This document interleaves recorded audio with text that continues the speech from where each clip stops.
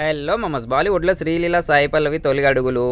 ఎందుకంటే టాలీవుడ్ నుంచి ఇండియన్ సినిమాను రూల్ చేస్తున్నారు మన హీరోలు. హీరోయిన్‌లు కూడా అంతే. ఇప్పటివరకు సమంత, రష్మిక సహా చాలామంది బ్యూటీస్ పాన్ ఇండియా సినిమాలు చేస్తున్నారు. తాజాగా 'శ్రీలీల', 'సాయి పల్లవి' సైతం నార్త్‌లో రచ్చ చేయడానికి రెడీ అవుతున్నారు. 'శ్రీలీల' సైతం తెలుగులో 'మాస్ జాతర', 'ఉస్తాద్ భగత్ సింగ్' సినిమాలో నటిస్తున్నారు. వీటి తర్వాత ఈమె కొత్త సినిమాలు సైన్ చేయలేదు. తమిళ్లో 'శివకార్తికేయన్'తో 'పరాశక్తి' సినిమా చేస్తున్నారు. హిందీలో 'కార్తీక్ ఆర్యన్'తో సినిమా డెబ్యూ చేయబోతున్నారు 'శ్రీలీల'. దాంతో పాటు మరో 2 సినిమాలకు ఈమె సైన్ చేశారనే వార్తలు కూడా బలంగానే వినిపిస్తున్నాయి.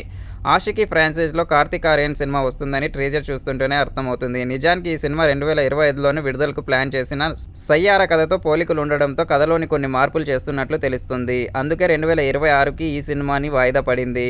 అలాగే ఈ ఏడాది ఉండాల్సిన 'శ్రీలీల' నార్త్ డెబ్యూ నెక్స్ట్ ఇయర్‌కు పోస్ట్‌పోన్ అయింది. సాయి పల్లవి కూడా పూర్తిగా బాలీవుడ్ పైనే ఫోకస్ చేశారు. ప్రస్తుతం తెలుగులో సినిమాలేం చేయట్లేదు. ఈమె 'రామాయణ్‌లో సీతగా నటిస్తుంది. అమీర్ ఖాన్ కొడుకుతో ఓ సినిమాలో స్క్రీన్ షేర్ చేసుకుంటున్నారు.